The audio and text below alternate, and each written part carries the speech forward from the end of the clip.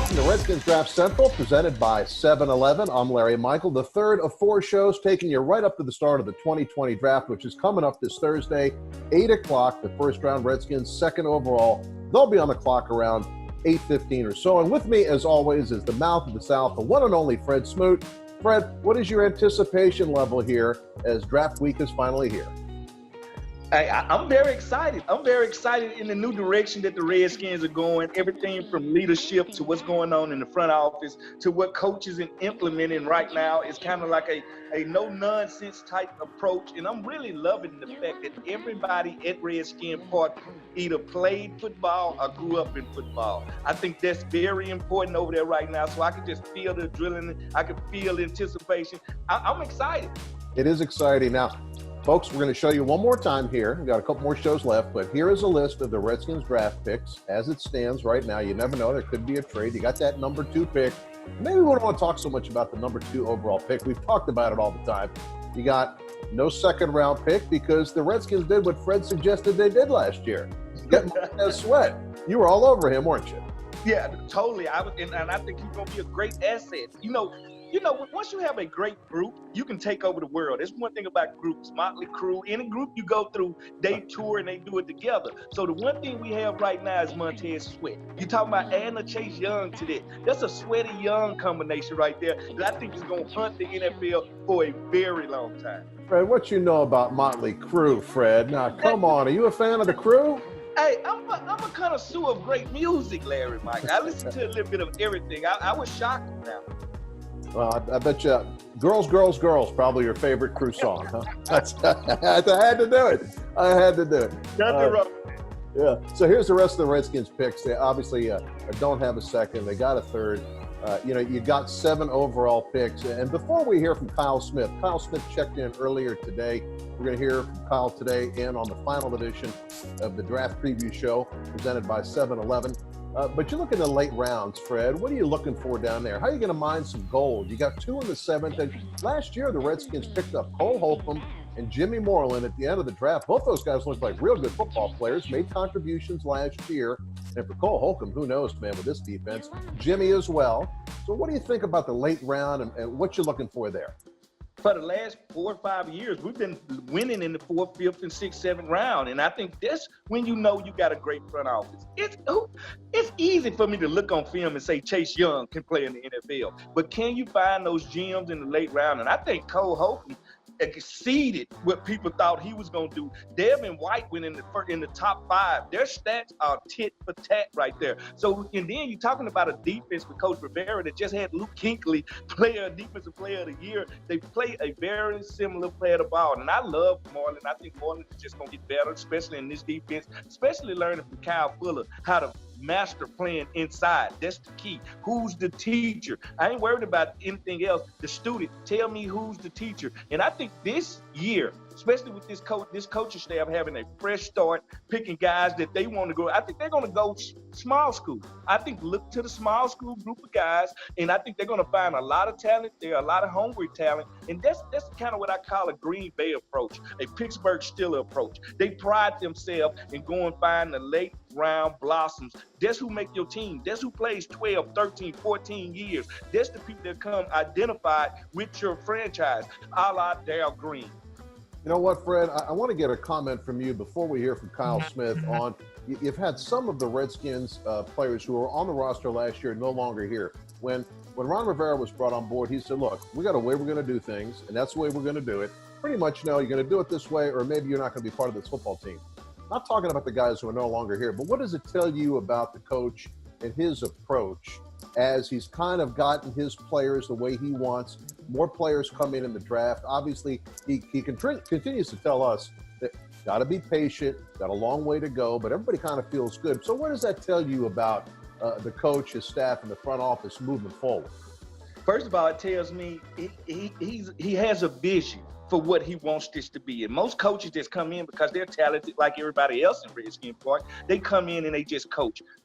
Great coaches come in with a vision and what he wants his team to be. And he's all about mindset. He knows his talent in that locker room. The mindset needs to change. And I think he comes in with that. Ain't gonna be no negotiation. Whatever you earn here, you're going to earn it on the field. Everybody has a clean slate. Everybody has a chance to start on this team. We're going to put the best 11 out there every play. And I think that changes everything. And not only does he have a vision, he has leadership. He's saying, follow me to the promised land. I've been to the Super Bowl. I've played in the Super Bowl. I've taken the team to the Super Bowl. We have what it takes, but now are we willing to put the work in? Woo, Larry, Mike, I would love to play for a coach like that. I know you would. You sound excited. Now, how about, before we hear from Kyle, what about Kyle Smith?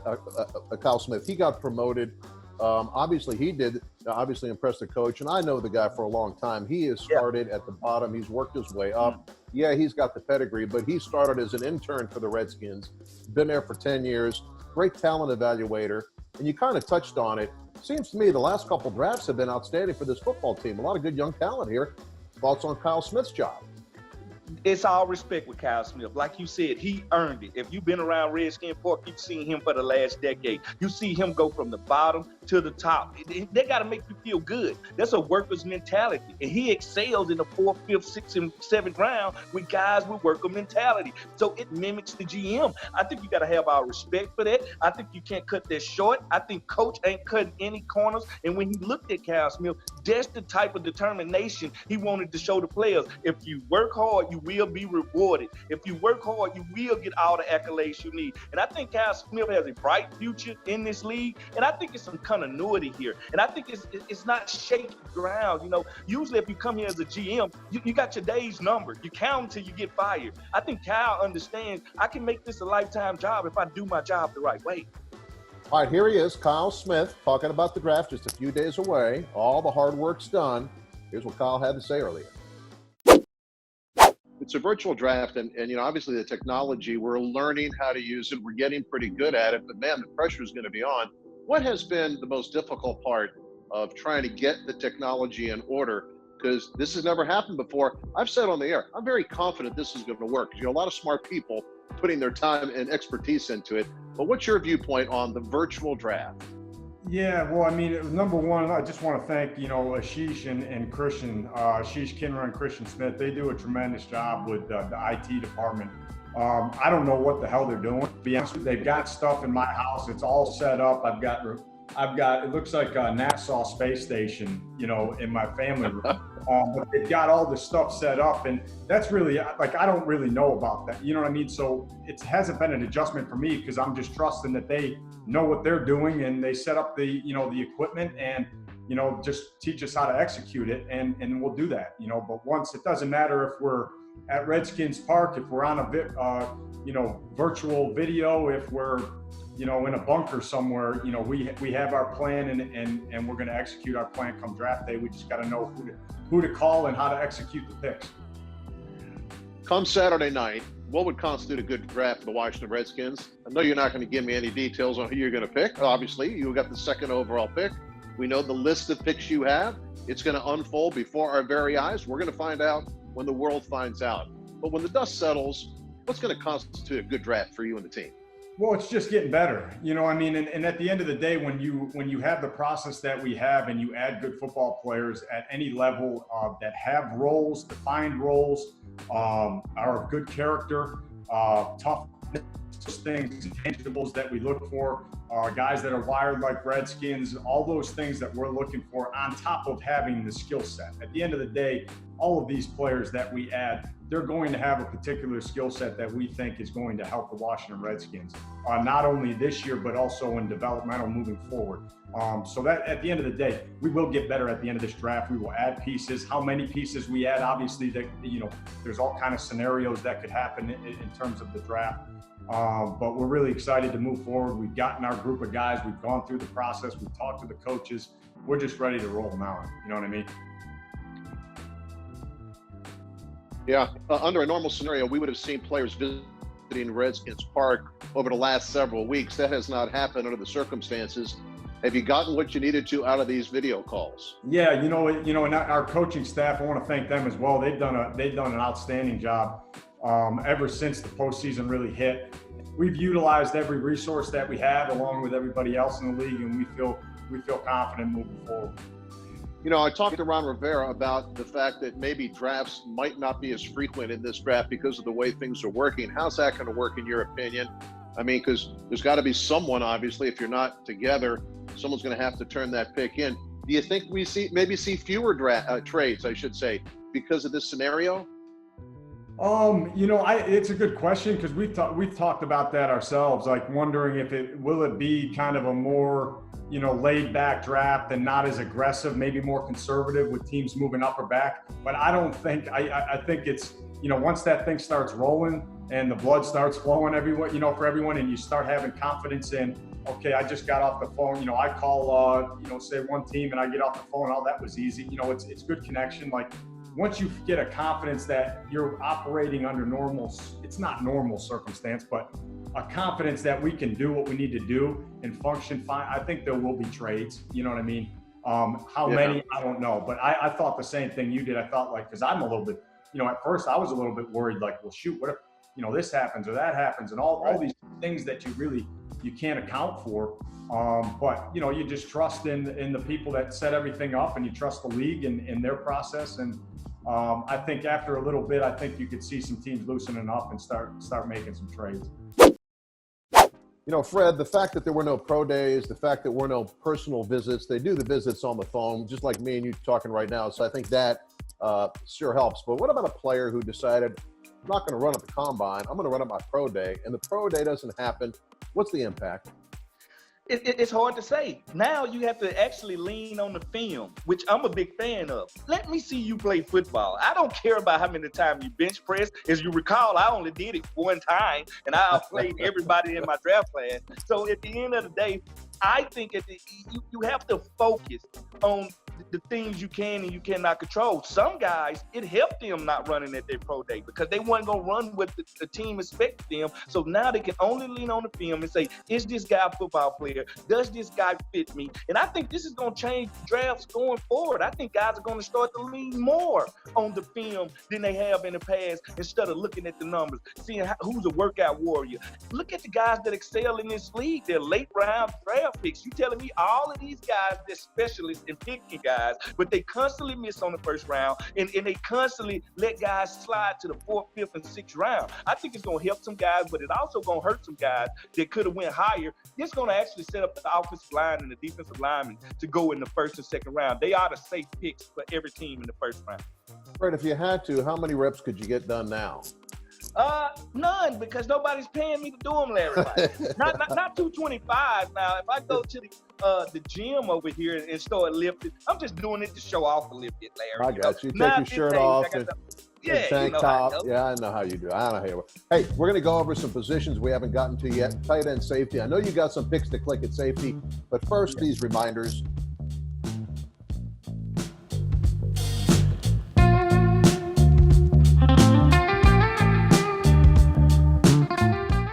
Redskins Draft Central is brought to you by 7-Eleven. 7-Eleven is a proud partner of the Washington Redskins. And don't forget, 7-Eleven, the presenting sponsor of the Redskins virtual draft party, April 25th. Fred Smoot's going to be part of it. Yours truly, Wale is going to be one of our co-hosts. It's going to be great. A lot of fun for everybody. The virtual draft party presented by 7-Eleven, April 25th. And Redskins Draft Central is brought to you by Geico. 15 minutes could save you 15% or more in your car insurance. Visit geico.com to see how much you could save. And by the DC Lottery. It's touchdown time again, and maybe time for you to score too. Washington touchdown scratcher from the DC Lottery. You can win up to $50,000 instantly. There's over $440,000 in total cash prizes remaining. Play the Washington touchdown scratcher only from the DC Lottery, where lots of people win.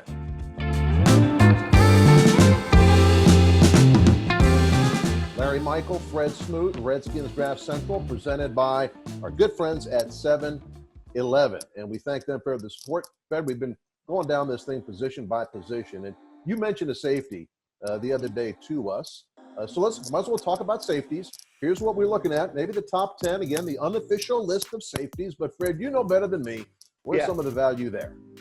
Well, actually, it's some overrated guys and there's some underrated guys at the safety position right now. Of course, Xavier McKinney went to Alabama, national champion, but to me, he's overrated. If I'm going to draft a guy like that and I'm going to draft him in the first round, I need him to actually be a great open field tackler. McKinney is not a great open field tackler. Yes, he has ball skills, but he has actually limited range. I'm going to tell you who I like. I played with this guy's father, and pound for pound, he's the best corner I ever played with. Antoine Winfield Jr. All right, he had the instincts of his dad, the toughness of his dad. He finds the ball constantly. He reminds me of Tyrann Mathieu, the way he finds the ball and the impact that he makes when he's tackling open field. I think he's very underrated in this draft, and everything's gonna go to his heights. Everything always comes back to the measure. Well, guess what? His daddy was a Pro Bowler, and he was short also. It doesn't matter. If you can play the game of football, you can play the game of football. So I'm fired up about Antoine Winfield Jr., and he's one of those guys. He can go high as the bottom of the first round to low as the fifth round. Like, that's how unpredictable it is at the safety position there. And I know I brought up Jeremy Chin to you. Small school guy. I think this guy, 6'3", 225 pounds, actually used to play corner also. He's a covering machine. He showed that he can play with the big boys down there at the Senior Bowl. Fluid hips. Instincts is what I see when I see Jeremy Chin. And I'm also big on names. If you tell me this guy's going pro, the first thing I want to know is his name. Jeremy Chin sounds like a pro, sounds like a professional. All right, so I think he fits in totally great with a lot of guys in there. And I actually still got a lot of faith in Grant Delpit. I know he's sliding on people's board, but this guy is super talented. It ain't too much he can do. He had a bad year tackling because of 2 shoulder injuries he came early into the season with. If you look at his last 4 or 5 games, he really turned it on, really showed his range, really showed his talent. Somebody's going to get a steal. And I hate to say this. I hate to say this to Redskin Nation. I think Grant Delpit is going to be a Dallas Cowboy. I really do. Well, we'll see if that prediction comes true. I got a Terp on the list, Antoine Brooks Jr., 5'11", 220. What kind of player is he? You know much about him? Oh, yes, I do. I watched a lot of Maryland football this year. They got a lot of talent over there, especially at the running back position. But he's feisty. He's a feisty guy. Like to get in the box, like to mix it up. He runs sideline to sideline. And one thing I like about him, when he finally gets to the runner, he has some nasty intentions, all right? And he has slick ball skills. He has speed. He doesn't look like he's moving as fast as he's moving, but he closes ground pretty good.